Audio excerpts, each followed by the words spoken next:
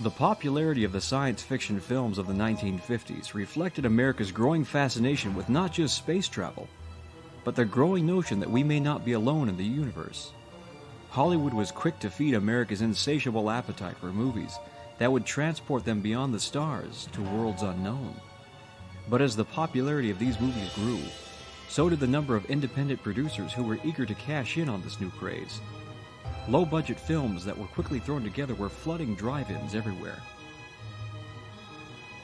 One such film that attempted to capitalize on this trend was the science fiction classic Destination Mars, an independent production that had the misfortune of being the only film ever seized by the U.S. government. Hello there. I'm Travis Liberty. I'm here at IllusionWorks, where technicians have been working for over 17 months to restore the lost science fiction classic, Destination Mars. The story behind Destination Mars is as intriguing as the film itself. It was here at the State Department in Los Angeles that the only known print of Destination Mars was secured for over 4 decades. The film's creator was Joseph P. McDonald, a successful entrepreneur who longed to be a film director in Hollywood. McDonald formed a film company called United Alliance with his business partner George M. Bernstein. They based their operation in Culver City, California, and began production on their first and only film, Destination Mars, an ambitious science fiction epic that McDonald had hoped would be a milestone in cinematic history. So right now, we're working with Travis and his company to get this movie seen. We have some great possibilities, and soon I think everyone's going to be able to see this science fiction classic that's not been seen, I believe, since mid or early 50s. I don't know the exact date, but like I say, I grew up hearing about this movie and Joseph P. McDonald, and now at last we'll be able to see one of his films. Hopefully we'll be able to see the other ones too. The great thing while we're here is that we were just able to get one of the props from the movie, and these props are almost non-existent. This was found in a warehouse in Quebec. Warehouse had been shut down for probably about 40 years, and the story goes that the bankruptcy of McDonald's last venture caused all of his old props to be seized, where they were put away and forgotten about until just recently. This item is probably worth, I can't tell you what it's the exact price, but tens of thousands of dollars, I would guess. It's the only known ray gun from the movie Destination Mars. Very heavy and clunky, so when you see them hold this out, when you do see the movie, realize they're holding out about 35 pounds, so their arms are probably getting very tired. To understand Joseph P. McDonald is to understand a consummate perfectionist. As a result of his incessant attention to detail, what was scheduled to be a 22-day film shoot at $150,000 became a 2.5-year-long project at over $1.5 million. During the film's production, McDonald had become romantically involved with one of the actresses, Darla Baxter. Now, his intention was to make her into a star. It had been reported that on several occasions he would halt production for hours at a time to shape her performance and help her perfect her elocution. He, he swept her off her feet. He was this charming director. He was going to make her a big star. He saw her and he just, he did the Hollywood schmooze on her and said, "Oh, come with me. I'll make you a big star." And she was, she given other things up. In fact, the year she made Destination Mars, she was up for the Marilyn Monroe part in 7 Year Itch, and Billy Wilder was really pushing for her. And Joseph P. McDonald talked her out of even going to the audition. He said, "Oh, Billy Wilder's a hack. He just makes what Hollywood wants."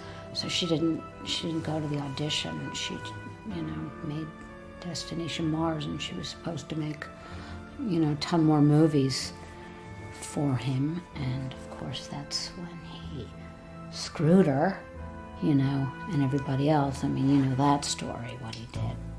Throughout the early 50s, the McCarthy Committee turned their attention to Hollywood. A communist witch hunt began that would spell the end of many careers in the film industry. It was discovered that Joseph McDonald had held frequent communist gatherings at his home in Pasadena. For years, it was known in the Los Angeles business community that McDonald was a communist sympathizer. McDonald was summoned before the Committee for Un-American Activities and negotiated his immunity by disclosing the names of every individual who had ever attended his parties. He said, listen, he said, I'll tell you all the people that ever attended my parties, but at $500 a head. He sold names. He sold everybody's name that was in that movie, Destination Mars. Everybody, including mine. To the amazement of the committee, McDonald also produced 20 additional pages of names. It was later learned that most of the individuals on that list had neither met nor heard of Joseph P. McDonald. What do you think he did with all the money? Well, I understand that it was used to finance the completion of the film itself. Had any of you ever attended a communist party? Not to my knowledge. I sure hadn't. I'd never been to his house. So how did your father feel about being called a communist? Well, he didn't feel too good about it. He wasn't a full-time communist. He maybe went to a party or two, fundraising, things like that, you know. And later years, you know, when anybody asked him if he was a communist, he would get into a rage, and he would start singing the International, you know, just to bother people. You know, the International, that communist Russian song. And he will say Nostrovia, and he will, he will do all kinds of gestures, but basically to annoy people. The day that I was born was the day that my mother found out that she'd been blacklisted. That, my father had turned her in. And she always said that was the worst day of her life. My birthday. Every year, on my birthday, she reminded me that was the worst day of her life. Man, that got me pretty hot, you know. I mean, it was after that I never worked in the industry again. That's, God, what is that? 45 years ago. He lost his will of living, his livelihood. In a year, we lost our home, our cars, because we were really in bad shape, broke. Of course, the bank took everything. The banks always take everything. She never acted again. She had a couple auditions. She had to change her name. But for some reason that never worked. They'd find out or whatever. And then, she got to the point where she just didn't even care anymore, and she would get dressed up and not even make it to the audition. She'd just get to the door and she'd turn around and come back and sit on the couch and cry. I know one guy who played on the film. He did hang himself. I remember that. The fallout from the blacklisting would continue. Eva Ray, the film's female lead, was found dead, the victim of a barbiturate overdose. After a struggling 20-year acting career, Dale Shea would be found naked floating in her neighbor's pool, reportedly after being dropped by her Hollywood agent. The third suicide attempt was successful for Dick Wilson, the film's director of photography. He bled to death due to a self-inflicted bullet wound to the abdomen. Paul Hunter, the film's star, became a depressed alcoholic and would only find work as a drugstore security guard. Racing to the hospital following a violent tavern brawl, Hunter collided with a parked car. It was his 45th birthday. My whole life, I never saw my mother. I never once saw my mother laugh. I have a picture of her smiling, but she never laughed. She wanted to die. She talked about her death all the time. Then, out of his depression, he started abusing my sister. He abused me a couple of times. And then my aunt decided to call the police one night. And they took him away. And believe me, it was sad. Because he was still screaming at the police and singing, and he was drunk. I remember that day. Because it was so peaceful. We all slept well. So she went out. And she rented a dress. Very expensive dress, because I guess she knew she wasn't going to have to pay for it. She rented a car, Rolls Royce, an antique Rolls Royce. And she drove it into the garage, and she closed the door, and she turned turned on the car, and that was how they found her. Who found her body? The car rental guys. They wanted their car back. She got a little thing in the Hollywood Reporter. You think you learn from your parents, but I had to become a coke addict to learn, so I went through, the 70s, the 80s, a lot of coke. I mean, I'm clean and sober now, but, I did a lot of damage.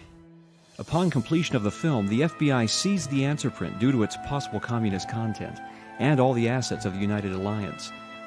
With increasing threats against his life, McDonald fled the country, never to return. I did hear about him doing a sci-fi film somewhere in, 1958, I think. He was doing it in England under an assumed name. After months of government stonewalling, through the Freedom of Information Act, we were finally able to convince the government to release Destination Mars into our custody. Got it. The only known print in existence. The film was taken immediately to Illusion Works, where technicians began the arduous task of examining the film and locating damaged sections. Due to the poor condition of the print, many frames were unsalvageable and had to be extracted. Over the course of the next 10 months, each individual frame was digitally restored. After 17 months, the $4 million restoration process was complete. And now, after 4 long decades, I'm proud to present Joseph P. McDonald's Destination Mars. Would you like to see Destination Mars? Oh, you betcha. Yeah, I can't wait. I don't know. I mean, yes, no. I don't know. I have to ask my sponsor. I don't know if I'm up for it.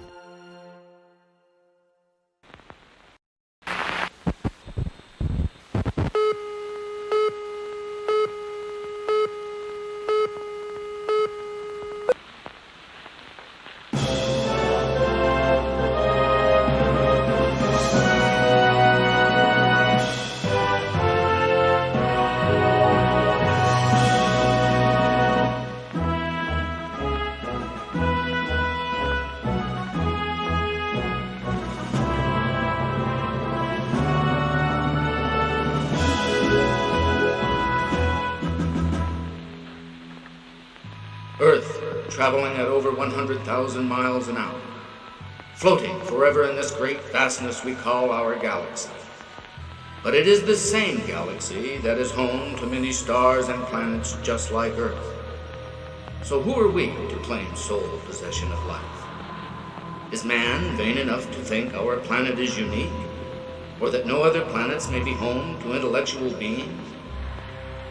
Perhaps it is not out of the realm of thought that at this very moment, as we all go about our daily lives, we are being observed, studied by other more advanced life forms, millions of light years away. If this is the case, one should properly wonder if man's ever-increasing arsenal of atomic bombs and other massive weapons would not send up a warning flag to these intergalactic observers. If perhaps man should stumble upon a weapon so destructive that its detonation could alter the universe as we know it, would not these far advanced beings do everything in their power to stop us? Mankind would serve itself well to carefully ponder this complex question, for in its answer lies our very salvation.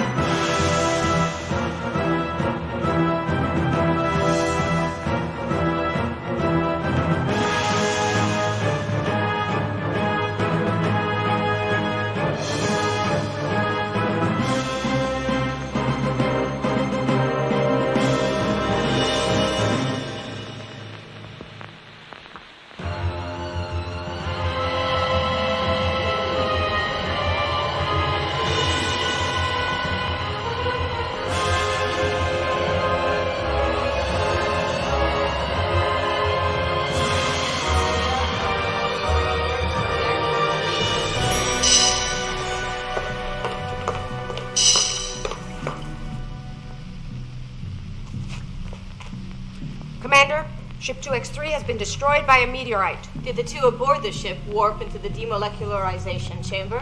Not to worry. Their molecular structures are being resynthesized as we speak. Very well. I hope you two had better luck on your mission. Yes, Commander. We have brought back a full report on the Earthlings' advancement in galactic weaponry. I'm afraid it's not good, Commander. It seems the Earthlings have developed a weapon so powerful as to destroy everything in our whole galaxy, including our planet. It seems the intransigence of the foolish Earthlings may be the one expedient that will sever their last hope for salvation.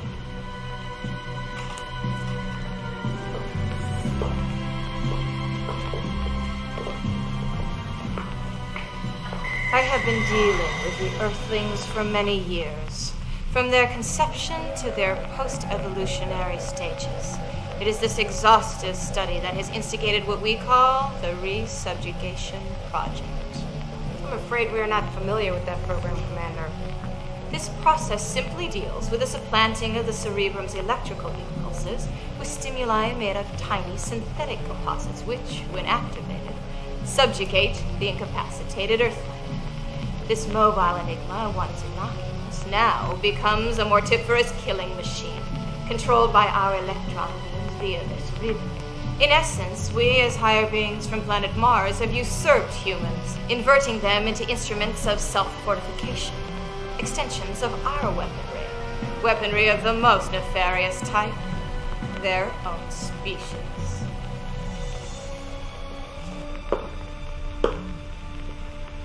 Earthlings, for so long we have been controlling your world. Earthquakes, floods, famine. You are ignorant of the true culprits. Perhaps after you assimilate the vicissitudes of the re-subjugation process, you will re-examine your relentless quest for galactic weaponry.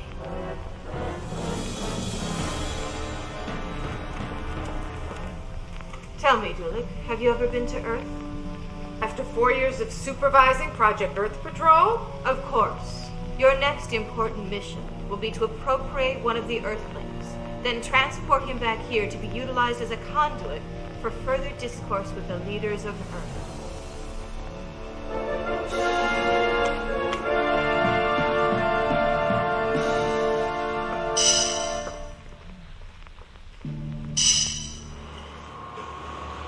What an honor it is to be chosen for this important mission. Yes, it is quite an honor. But we are the most skilled, therefore we are the best candidates for fulfilling this very important mission. This is an important mission.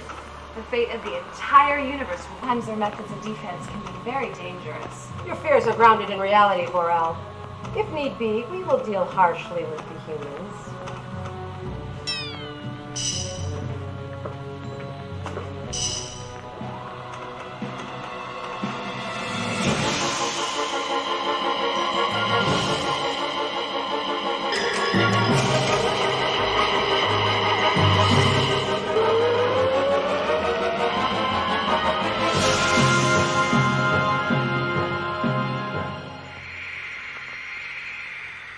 Now, Rex, watch carefully. What happens when I pour H2O into cellular? Look, something strange is happening. No? Well, Rex, it's a matter of time before they will all have to accept that my experiments are holding the key to the future. All right, come, Rex. I will show you the experiments I have been working on. It has to do with harnessing the atmospheric atoms to create energy on Earth.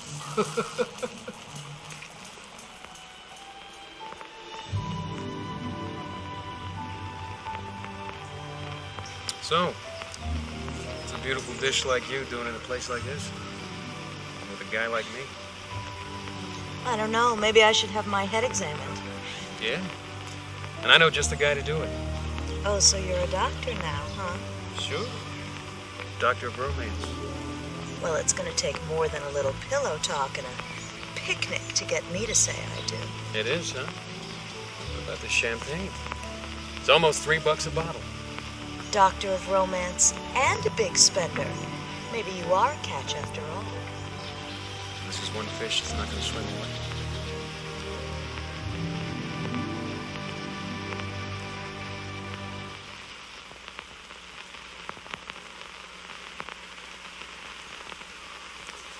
It's such a beautiful day. One more tender kiss, one more tight embrace, one more day with you, my love. One more summer day, one more winter night, one more day with you, my love. One more Sunday walk, one more Friday talk, one more day with you, my love. One more morning sun, one more evening moon, one more day with you, my love. And if the world ends tomorrow, I'd surely beg, steal, or borrow to buy just one more day. Just one more day. Just one more day.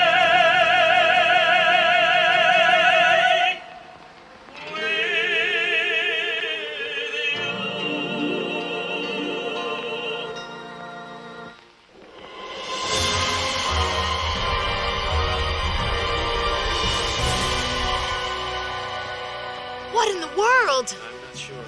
Some kind of flying object. I hadn't seen it with my own eyes. I swear it's the champagne talking. But that looked like a flying saucer. A flying saucer? How can you be sure? Well, it had all the necessary ingredients. Flashing lights, that humming sound, and the way it smoothly soared across the sky. I'm scared, Bob. Oh, baby, I'm sure there's nothing to be afraid of. But what if there are Martians? I can see the headlines now. Susan Walters and Bob Harris taken hostage and end up spending their honeymoon on Mars. Hey, I hear Mars is beautiful this time of year. If you think I'm spending my honeymoon on another planet... No, I was just having fun.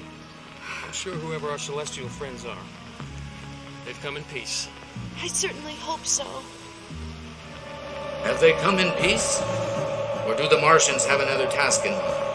Perhaps it is too soon to know, as we witness the strange spacecrafts tearing across the sky high above the western hills.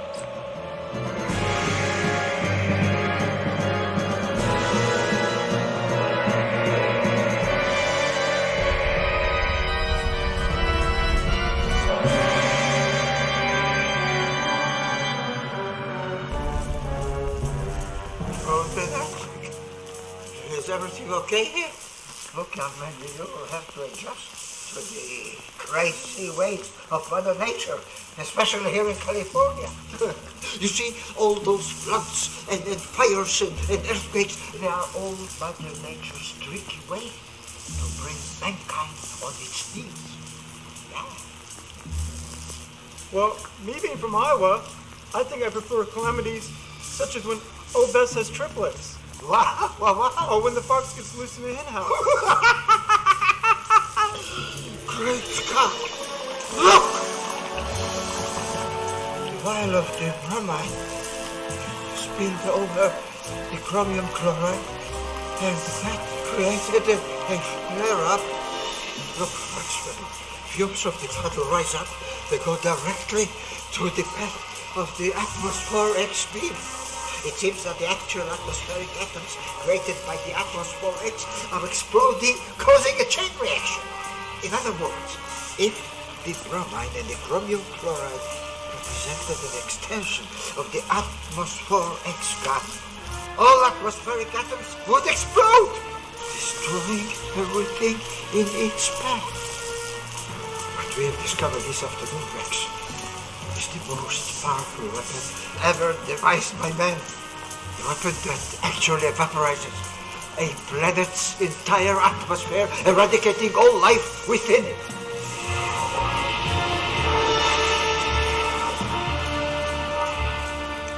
Meanwhile, a farmer completing his long, arduous day of work.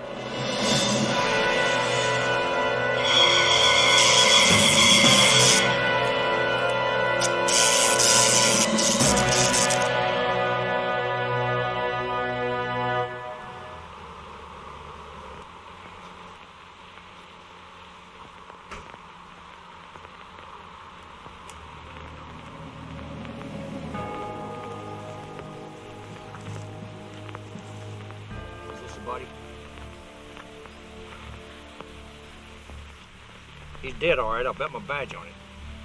So what do you think happened? Well, he's messed up awfully bad.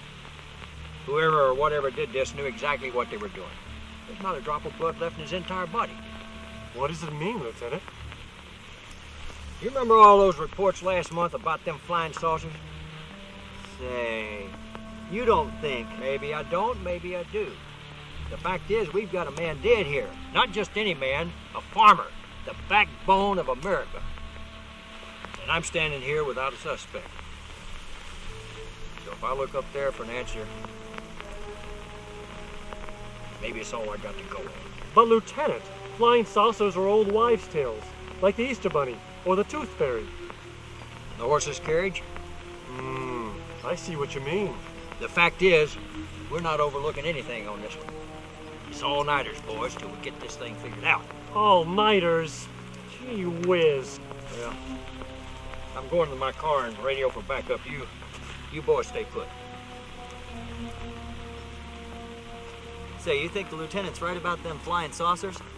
Have you ever known the lieutenant to be wrong before? You know, sometimes when there ain't a cloud in the sky, I like to sit out on the porch swing and just stare out into space and marvel at how beautiful all the planets are. Venus, Pluto, Mercury, heck, even Mars. Funny thing about space, you don't realize how important it is till it's all gone. I just radioed the station there. You're on your way. Lieutenant! Lieutenant! Another body's been found. This time by Riverside Park. Where's the farmer, was he? I don't know, sir. Well, we better check it out anyway. Stuart? Tell me you're not gonna make me... Yeah? I want you to stay here with Farmer Brown till the meat wagon gets here. I knew it. Criminy. Don't even think about making a move.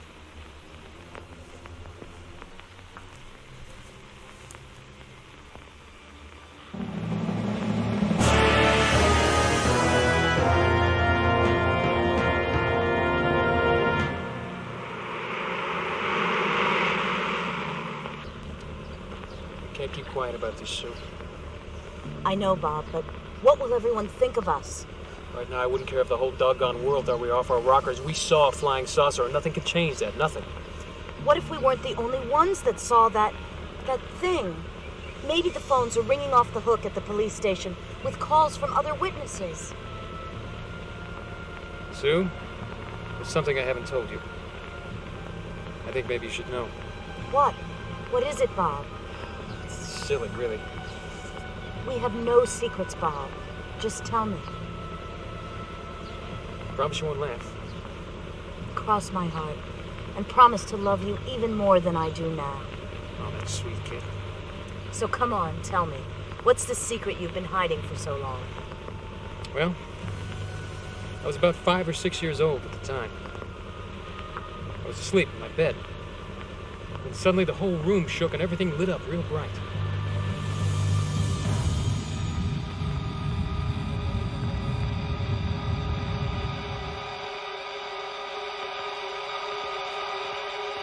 I looked out my bedroom window, and that's when I saw 3 large ships in the sky. I just stood there staring at them. I wasn't sure what to do. All I knew was I had to communicate with them somehow. So I started sending signals to them with my flashlight. I learned how to do that by listening to Buck Ranger on the radio. And if luck was on my side, they had heard the same show and knew exactly what I was trying to say. I still remember their message as if it was yesterday. We want to be your friend. Please don't be afraid. We come in peace. I sent the ships a message that I wasn't afraid and that Earthlings are peaceful and would welcome visitors from other planets. And then it happened.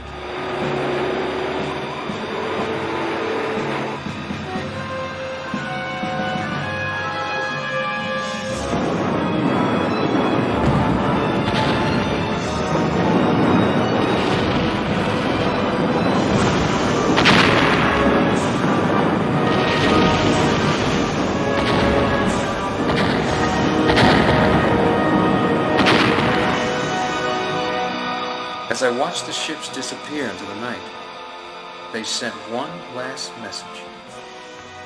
Goodbye, little one. Next day, the government brass interrogated my entire family, asking us if we saw anything. I told them everything. Their response was to confiscate the messages I wrote down and make us swear to secrecy about the whole dang thing. And they took off in their big army jeeps. You know, you still love me, don't you? Of course, you big lug. Even more than before. I know it all sounds like a lot of hooey, but you do believe me. Sure I do. Every word of it. So you think this time on their return they'll be seeking revenge for that attack? That's what I'm thinking. This could be it.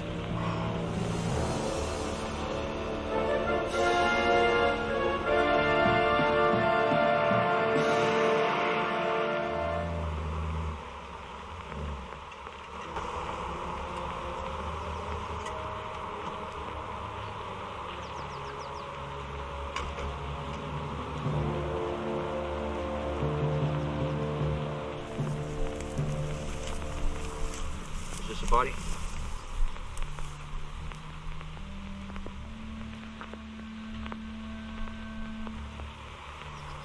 This one's even more dead than the other one.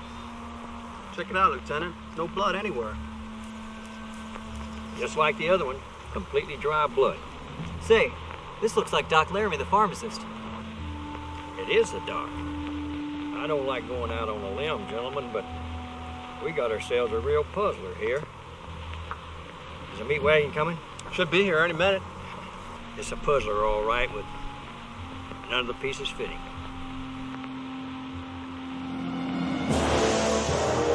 Holy Toledo! What's happening to the doc? He's moving! Stand back! I said hold it, Buster.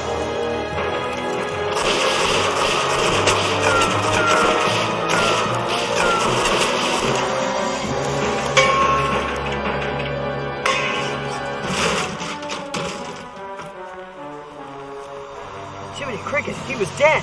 How'd he... Just relax. Unless that hunk of metal has some strings tied to it, Doc Laramie is out of commission for now.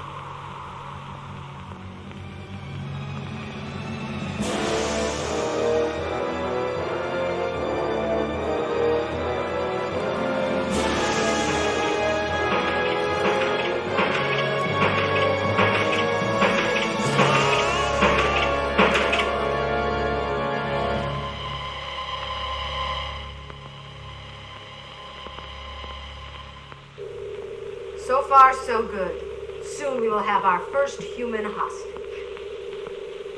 Ah, here he comes now. Open the hatch below.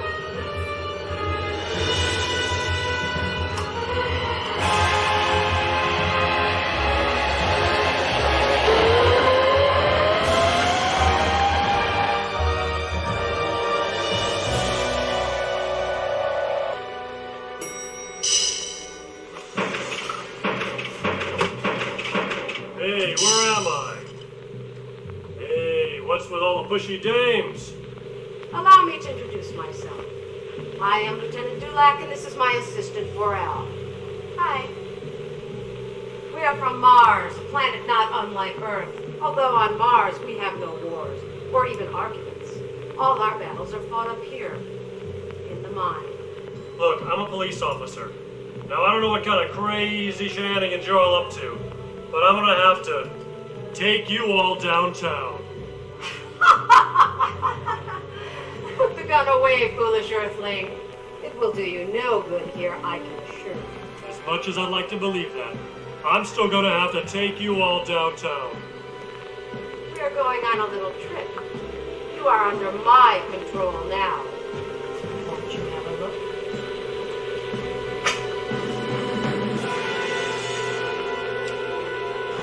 Lieutenant ain't gonna like this. It's amazing how he could withstand every bullet I fired at him. Hey, here come the guys from the morgue. I thought you said there was a dead body over in that field. Yeah! What are you talking about? I got a man watching the stiff. You mean you couldn't find either one of them? Didn't see a dang thing. No cop, no farmer, no nothing. Leave it to Stewart to lose a corpse.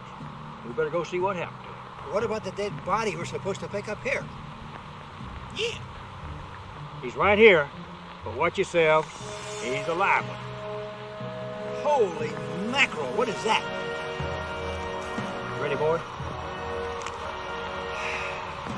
Must be a full moon out. Yeah. Meanwhile, at the United Nations, the world's leaders have gathered for an historic event. Gentlemen, we've called this clandestine meeting so that I may make a very important announcement.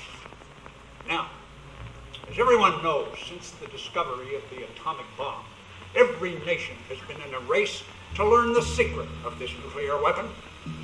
And many of you have discovered the secret. But, once again, the United States is light years ahead of all other nations in the development of all-powerful weapons. For you see, one of our scientists has been hard at work developing a weapon so destructive it makes the atomic bomb look like a mere child's toy. We now have in our possession a weapon so powerful we can literally destroy planets. Everybody, please, everybody, relax. I can assure you, we are not planning to destroy any planets. America cherishes the planets, like you cherish siestas, and you cherish fine wines, monsieur. But you ask, why would we desire a weapon so destructive? Well, we've gone from the simple firecracker all the way to the atomic bomb. Were we supposed to stop there? Why not develop a weapon that can eliminate an entire country without the mess and radiation of an atomic bomb? Cleaner, faster, better for the environment, right? Right? Gentlemen, as a sample of what I'm talking about, I give you Dr. Maximilian Carter.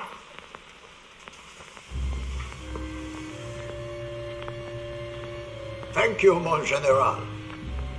Ladies and gentlemen, I can assure you that you are not going to be disappointed. All what you have heard up till now is the truth. I have developed a weapon so powerful as to alter the universe the way we know it now. Suppose we no longer desire Pluto. Really doesn't do us any good being so far away. It serves Earth in no way whatsoever. I've calculated the mass of Pluto, the time it needs to turn around the sun, divided by the time our Earth needs to make the same circle. Imagine what I have found.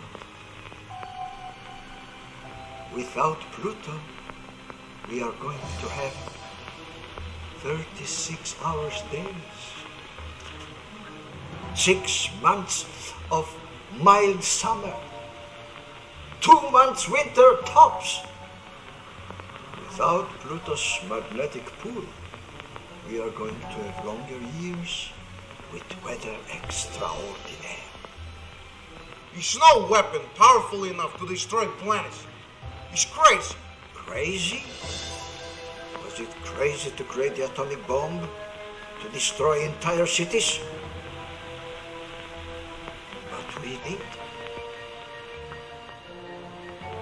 No, I give you the mother of all weapons. The Atmosphere X Vaporizer. A smaller version, of course. Allow me to demonstrate its power.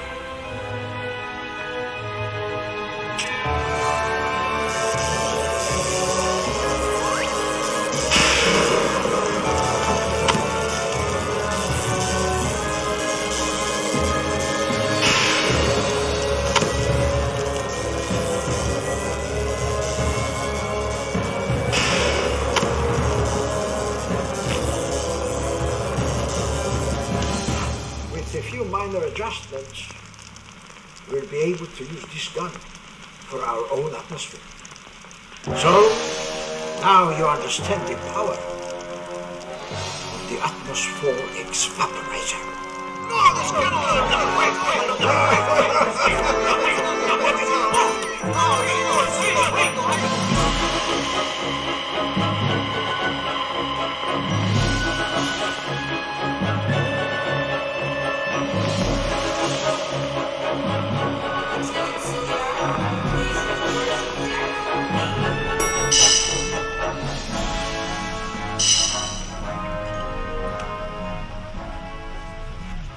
Were you successful in your mission? Yes, my leader. We have captured a human and we are currently holding him captive. Is he worthy? Oh, yes. He's a human policeman. Policemen are considered worthy to the Earthlings. For without them, there would be chaos, catastrophic monstrosities. The Earthlings have become that volatile. Oh, yes. Their world has become a place where people are killed for their land, for their paper money. It won't be long before their violent ways seep into the heart and soul of the universe. There was a time on Mars when we were very much like the humans. But unlike the humans, we evolved into highly intelligent beings. Pugilists we are not, but with our enormous brain power, we can easily overtake even the strongest of life forms. Bring in the hostage.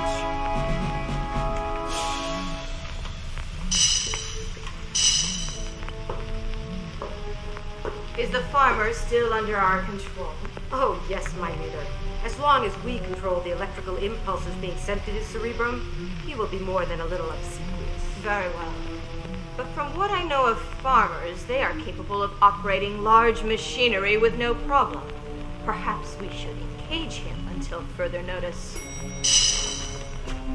I demand to know where we're going. I've already missed bowling league. Not only that, I'm starting to get motion sickness, and you don't want to see me get sick. I had a big lunch. You can relax, Earthling. We wish no harm upon you. If your supervisors do as we wish, you shall be returned safely and without harm. Look, Dollface, I'm an important guy down there, and if they discovered I've been pilfered by some Martians, why, there's no telling what'll happen. So I recommend you turn this big bucket of bolts right around and take me home. Otherwise, I can't be responsible for what my partners in the precinct will do. Would you like to see how your partners are reacting? They're going all right, there's no mistaking that. But where? I suppose it was one of them flying thingamajigs people been talking about? Flying saucers? Yeah, could have just swooped down here and taken them both into outer space. Quick, turn off the external lights. Yes, we may be millions of light years away, but we are not quite ready for your human Earthlings to see us, to identify us.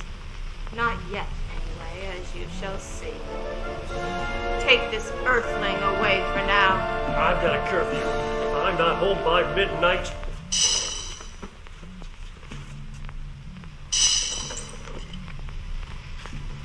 It is too bad all Earthlings are this hostile. Not all Earthlings are like that. There is one human who actually welcomed us many, many years ago. An Earthling? An Earthling welcomed us? Yes. Back when I was just a lieutenant, I was part of the first fleet sent down to re-establish relations with the humans. While communicating with the little one, we were attacked and forced to flee. Perhaps this little one can help our quest. Yes. We will re-establish communications with the little one. Yes, Commander. Here are the specs on this Earthling. We shall proceed with the insinuation of the re-subjugation attack on Earth. Nothing has changed. Alert the assault fleet. We haven't much time. The Earthlings have already developed an atmospheric vaporizer. The universe hangs in the balance.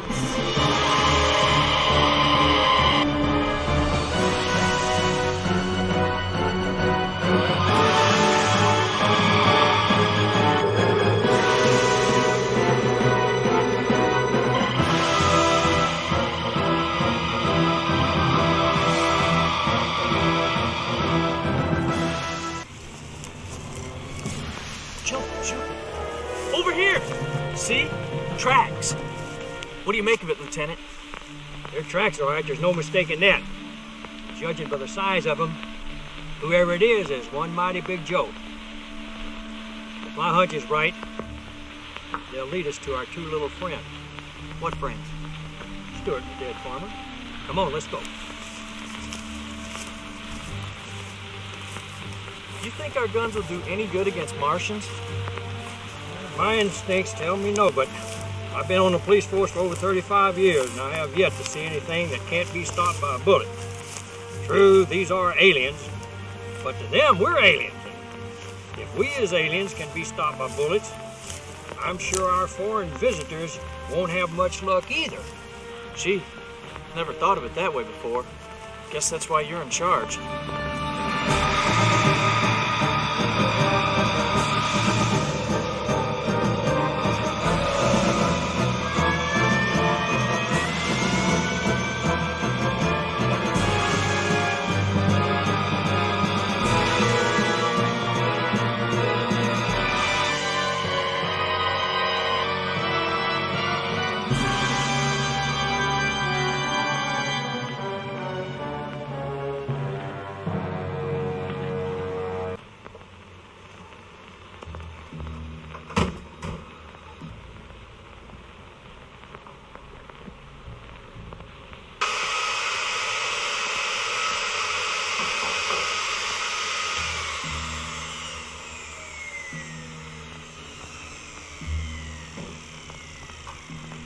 Robert Harris.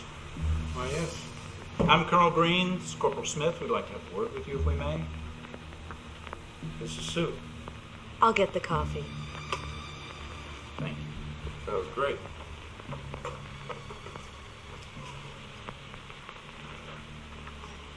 Quite a fancy layout you got here, Bob. I manage. Bob, I'm sure you're aware the Martians have declared war against the Earth. It's put us all in a rather sticky situation. I have heard about it. But what's that got to do with me? Well, that's why we're here, Bob. We need your help, and we need it now. I'm afraid I don't get it. Well, perhaps this will better explain. We received this transmission just a few hours ago. From them. Bob's upstairs neighbors? Oh, no. From the Martians. As a matter of fact, the same Martians that contacted your husband more than 30 years ago. I thought you gentlemen might be hungry. Are you sure it's them? It's our job to be sure. It's also our job to protect the people of the United States of America. That's why we've come to you. But why me? According to the transmissions that we've been receiving from the Martians, we have literally thousands of them. And we've come across one that pertains to you, Bob. You mean you've known about these Martian fiends for all this time? And you've never told the American people? You're out of line. Hey. Cool down, fella. I apologize for my friend. He means nothing by it. These transmissions. You said they have something to do with me? Just have a listen. Earthlings, you continue to wage war with us when all we have ever wished for is a mutual understanding of each other's cultures. We have never attacked Earthlings, yet we are continually assaulted upon each return visit to Earth. You Earthlings are not of a high enough intelligence level to handle weapons of such destructive force. Do you Earthlings honestly believe we do not share the same capabilities and weaponry as you? Do you believe that we would never use them? Oh, we have weapons that could destroy your entire planet if we so choose. But we have spared you this because your species has offered as much research as to what happens to life forms too violent for their own good. There is only one Earthling who has ever welcomed us. Many years ago, this young human befriended a fleet of our ships. But, in the usual fashion, the Earthling military attacked the fleet and forever destroyed what could have been a harmonious relationship between our planet and Earth. Anyway, this young Earthling was referred to as the Little One. This Little One is Earth's last salvation. We would like to converse with Earth's superior, but only if it is done via the Little One. We have in our possession one of your human police officers. We no longer wish to keep him, for he possesses much violence balanced with very little intellect. typical of uniformed Earthlings. There's more, but it's just her thoughts about the U.S. military. Anyway, they want to trade you for the human hostage, Bob. Oh no, I don't like this, not one bit. So what's your answer, Bob? Well, no, of course. Who knows where they'll take him, or even if they'll bring him back. We're not saying that there aren't certain risks involved in being an intergalactic hostage. And if it's any consolation, I feel that they're sincere and that no harm will befall you. I'll do it. You better give it more thought than that, mister. Don't you see? I've got to do it. If I'm the last chance the good old US of A has for survival, I'm willing to do whatever it takes. All right. Just be careful, that's all. I knew that we could count on you, Bob. Yes, you're a true patriot. So, where do we meet these Martians? You know the field down at the end of the street? Yeah? At the southernmost point on the east side. Full 500 hours. They want you to be there. How long will he be gone? Day, 2 days, month. A month? I'm starting to like this less and less. Could you excuse us for a moment? Of course. We were about to go anyway. We have some unfinished business to take care of. Protecting the good people of the US of A can sometimes be a full-time job, Bob. It's good to know that you're on our side, little one. Thanks for the coffee. You know what I'm going to say, don't you? I know, but I've got to do it. It's our chance to make peace with the Martians. And it's up to me to see that it happens. You're not just trying to get away from me for a while? Oh, that's going to be the tough part. Being away from you. You know I love you, don't you?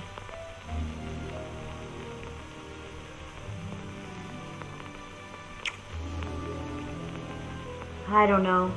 Maybe I should have married that fighter pilot. At least he'd be spending less time up there. I'll be back before you know it. Maybe, when I do get back, we can finish that picnic. You're on, mister. But don't go falling in love with any of those Martian girls. I've heard stories about them. You're the only Martian for me, sweetheart. Oh,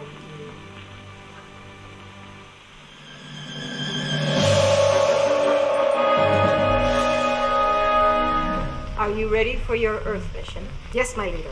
And you have assimilated the directives involved with this mission? Yes. We are to give the Earthlings the policeman, and in exchange we shall receive the little one. But suppose the little one is not the same friendly creature you remember him as. Yes, I have thought of that. Perhaps the Earthling's violent ways have adulterated his reason, until he succumbs and is branded as a typical Earthling. Violent, crude, ignorant of reason. Yes. I have spent many a Martian moon pondering this complex question. But this one is different. He is special. He is like one of us. I look forward to meeting this Earthling. Yes, so do I. So do I.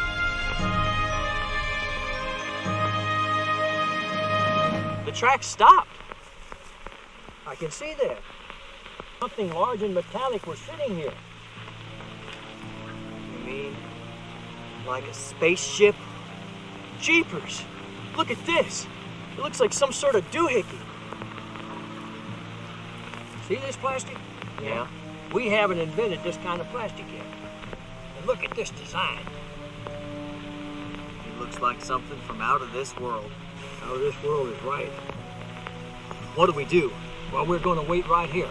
Whoever or whatever took Stuart and the farmer will have to come back. And when they do,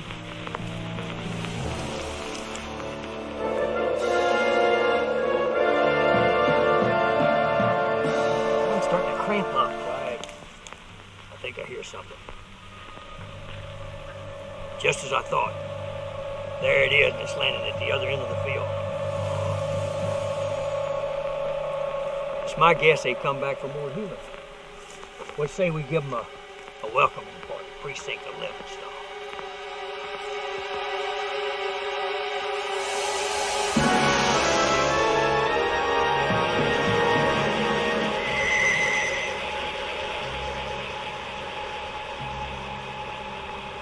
take it you are the little one. That's me. You must be the Martians I've been reading about. Yes, we have come to exchange you for our human hostage. Well, I guess I'm as ready as I'll ever be. Say, are all you Martians female? On our planet, there's but one gender. One gender? But how? How do you reproduce? Everything is done via our robo-insemination machine. Call me old-fashioned, but that sounds a little impersonal to me. You mean there are other ways? If I weren't getting engaged, I'd show you the full curriculum from A to Z. Well, maybe you shall anyway. Burrell, release the hostage from the ship. I have many stories to tell you, little one, about our journeys to Earth. And you can save them for downtown. No! You Earthlings are contemptible. Your weapons are no match for our electron guns. I wouldn't do that if I were you, Missy, because I got one itchy finger and it's on the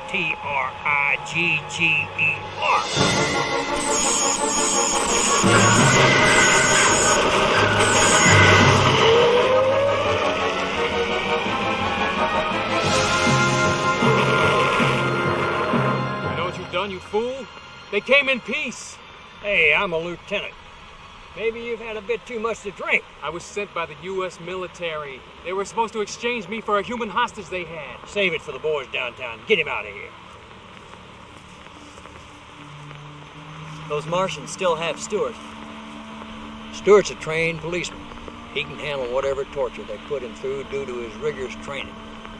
Though I'm sure we'll all be together again one of these days, looking back on this and laughing. Anyway, let's get going. Fired upon again, my commander. Yes, right away. Burrell, alert the assault teams to initiate the re-subjugation plan to its highest amplified capacity. Full power? Yes. Foolish Earthlings. Your violence has been your undoing.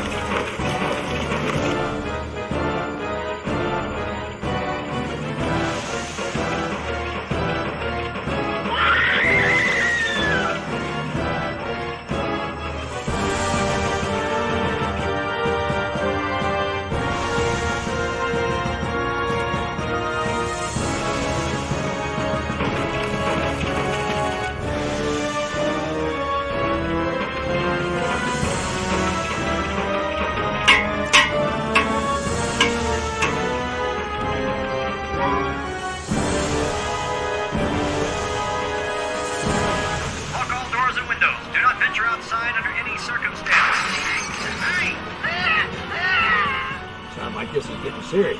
We're not gonna make it. We're doomed. Now, Joe, get a hold of yourself. Panicking is gonna get us nowhere. You gotta keep in mind that beneath these robot suits, these things are dead, unable to think like you or I. Maybe we can use that to our advantage. Yeah, but how? Yeah, how do you kill something that's already dead? Well, you probably can't, but the fact is they are dead. And maybe that can be construed as something that separates them from us. Sue!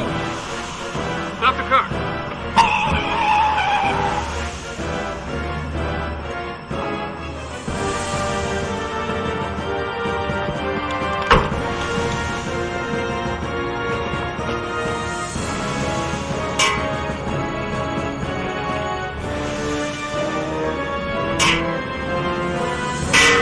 Hey, the robot!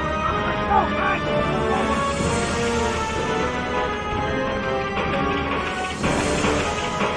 Meanwhile, back at the United Nations, we have here as a nation under siege by these Martian robots. You see, Earthlings, what happens when your violent urges replace rational thoughts?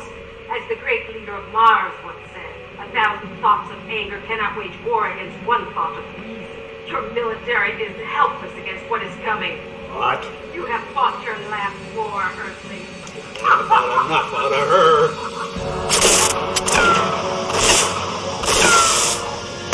I think it's time we paid Dr. Maximilian Karnoff a little visit. Don't you, Colonel? Corporal? Just moving on, the President's order shall fall on deaf ears. We're taking charge. Look! Planes!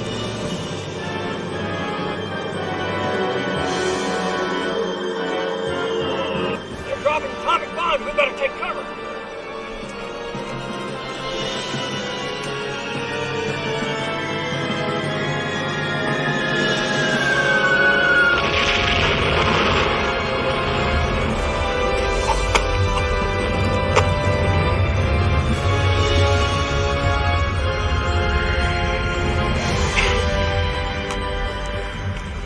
Everybody okay? Yeah? Hey, I remember where there's a fallout shelter nearby here. Well, what are we waiting for? Let's ground.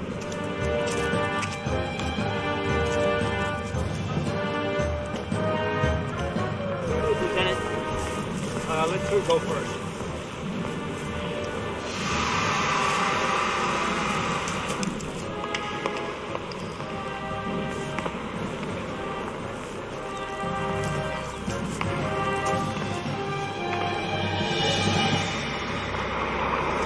Blast it, Colonel. Can't this old break any faster? Got her to the floor, General. Well, that's not good enough.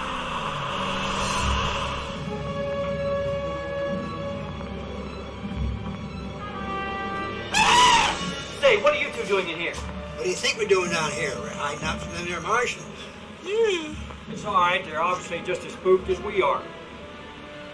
Hey, let's figure out a way to barricade this thing. Say, what's going on out there anyway? We're at war with the Martians. Beings that only wanted peace. And we return the gesture with a hard sock to the jaw. Now we're paying the price. It's as if the world's gone mad. Mad. Mad.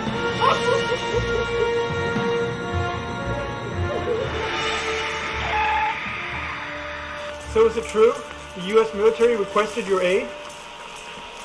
I rightfully assumed that it will not take too long before they ask me to put my baby into operation.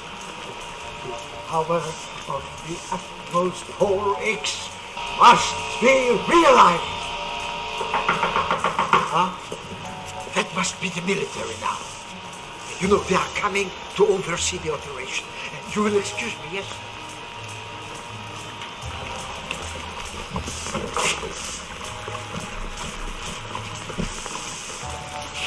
Dr. Karnoff, I've heard a great deal about you. All of it good. Oh, yes. You know, in some circles, they call me a kind of a genius. The foolish may call me mad, but the educated appreciate the concepts that I put into reality. Yes, sir. All right, Doc. We're cutting it short on time, okay? Oh, that's tough. Follow me. You fire this thing. Our own atmosphere isn't affected. Only one ion of our atmosphere comes into contact with the atmosphere X vaporizer beam. Our planet will be blown to bits. You see, the exploding atmospheric atoms will utilize the heated particles of sunlight. This radioactive cocoon, it will be propelled upwards. Destination Mars! Sounds like a lot of mumbo jumbo to me, sir. Well, as long as it works. Now let's cut out the chit-chat, shall we? We got a certain red planet to run up. In a few minutes, planet Mars is nothing more than cosmic debris.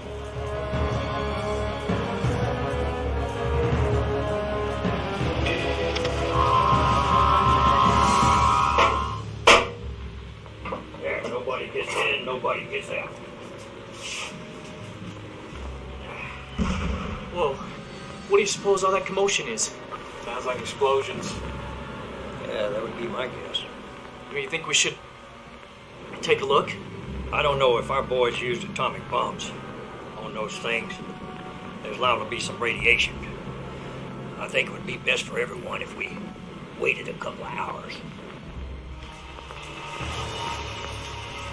Gentlemen, only 60 seconds and celestial history is made.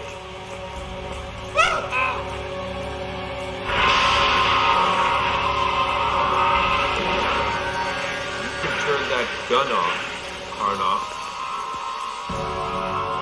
What the devil? I said you can pull the plug on it, Doc. What in blazing Smith? Are you off your rocker? My name is not Smith.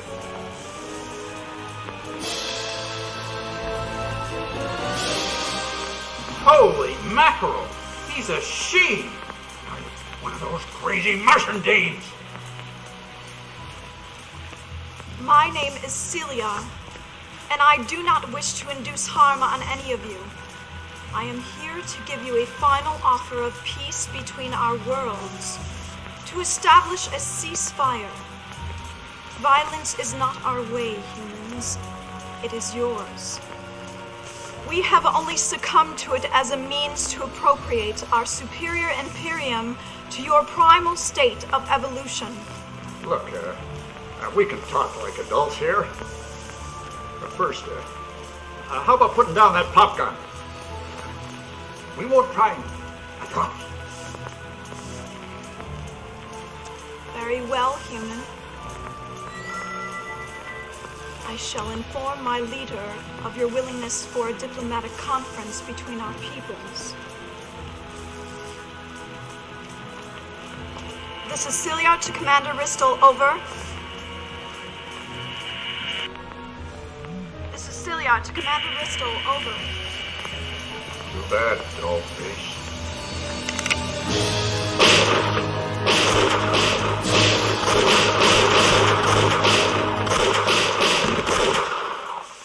Now get that gizmo fired up.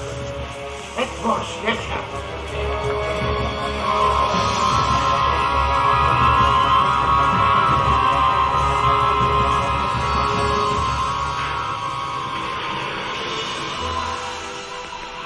Atmosphere X Vaporizer beam will utilize the heated particles of sunlight. Only one ion of our atmosphere comes into contact with the Atmosphere X Vaporizer beam. Our planet will be blown to bits, blown to bits, blown to bits. Dr. Gordon, I just noticed something. Maybe you should wait. Wait? Wait? The Atmosphere X waits for no mortal. But Doctor! Silence! Silence! We have a date with history.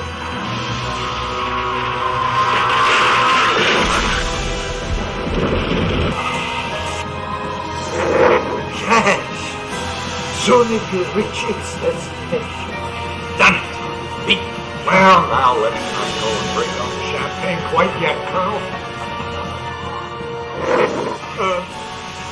What I was trying to tell you before, sir, is that... What? The sun. What? The sun, it... What? The sun? What the sun? What? Would a solar eclipse affect the vaporizer beam?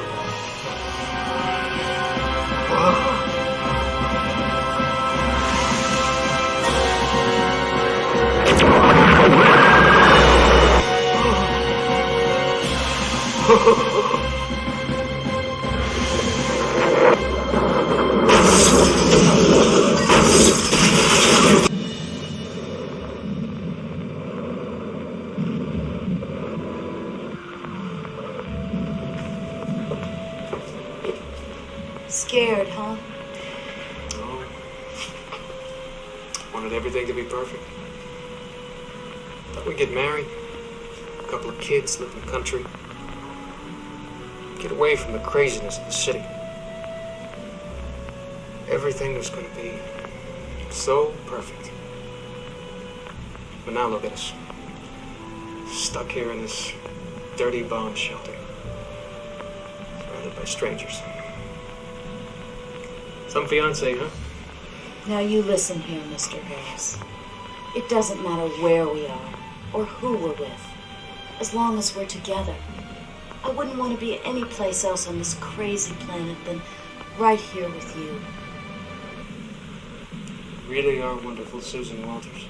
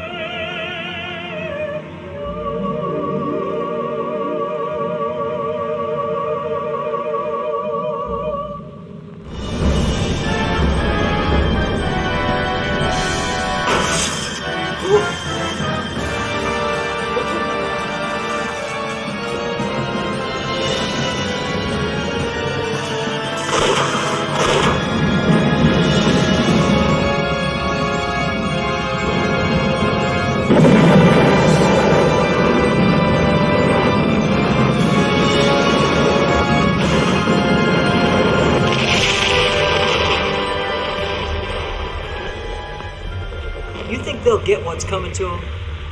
If only our outer space friends could have learned from the Earthlings the importance of a strong mind.